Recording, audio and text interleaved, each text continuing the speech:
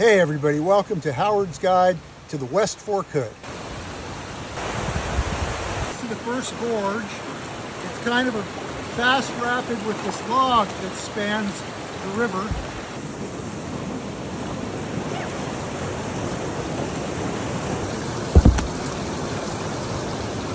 A bunch of class 3 to 4 read and run. We're now at the fish ladder, which, unless your name is Benny Marr, you should portage. After the portage, you float along for maybe quarter mile, and you come around a right turn to the Boulder Garden, which is the longest, most complex, probably most difficult rapid on the run.